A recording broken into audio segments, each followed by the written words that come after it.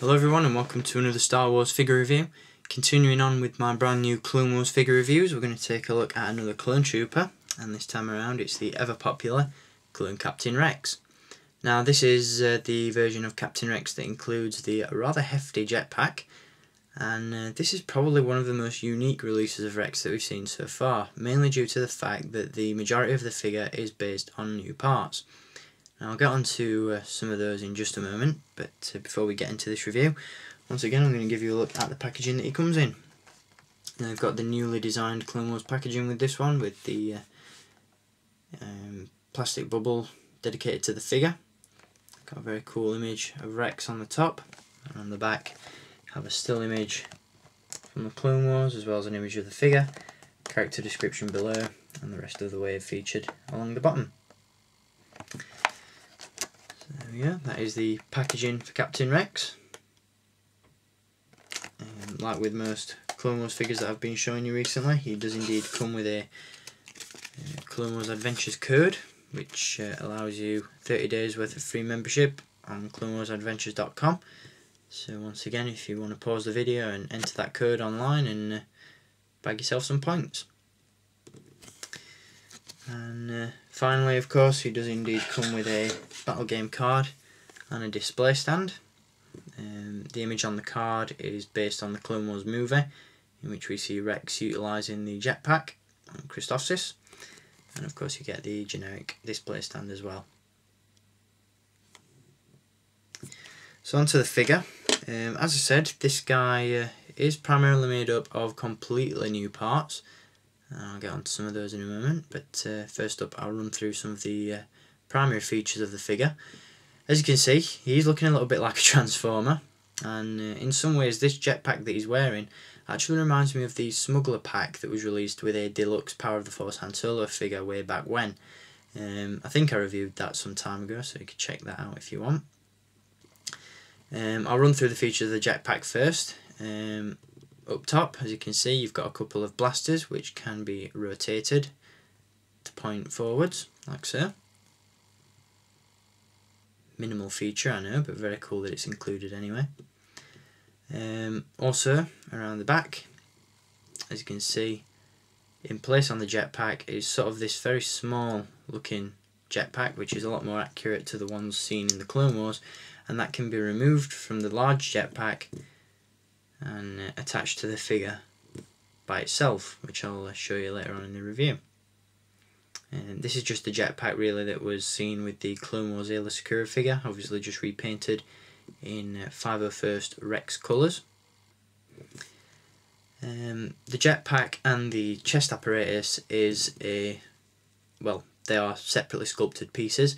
As you can see below the engines there, or the jets or whatever you want to call them, there is a strap that allows you to fasten the backpack onto the figure, and also where you see these tubes at the side of the head, they lock into place as well, so it basically secures the figure inside. Just to give you a look at how the figure looks without the jetpack, I'll remove it for you now. It can be quite a fiddly job to do, but once it's off it's pretty easy to remove, and as you can see that's how it attaches. You can then proceed to remove the jetpack like so, and as you can see there it is on its own. As you can see at the front of the jetpack there, you've got a holster that's sporting a blaster, and the blaster that's included in there is very similar to that of Captain Fodo and the anti-hailfire droid squad commander. It's a very cool weapon to include. Basically the jetpack is a Hasbro creation, it's not something we've seen in the Clone Wars, and as I said, the smaller jetpack that can be removed from the back is much more accurate to the series and to the Clone Wars movie, so if you're looking for accuracy, then that's probably how you'll display the figure.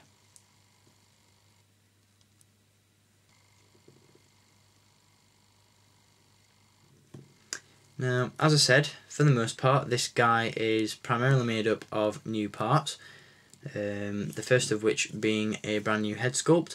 The helmet is the same as we've seen with the ARC Trooper Battle Pack Captain Rex, but underneath that we have a brand new Clone Trooper head sculpt, which is, in my opinion, probably the most accurate Clone Trooper head sculpt that we've seen so far. It's not quite as chunky as the previous Rex head sculpt, and it's a lot more slimmed down, and basically like they've just snapped the CGI model out of the Clone Wars and slapped it on a figure. It's very, very well done indeed. Other new parts include the pauldron, which as you can see is slightly different to previous Rex figures. Not majorly noticeable, but it's a lot more sort of curved, and that can be removed, although as you know I do like to glue those in place as they flop about quite a bit. As you'll have seen earlier on in the review, I did indeed attach the jetpack to a hole on the back, which allows the jetpack to sit nice and tightly in place.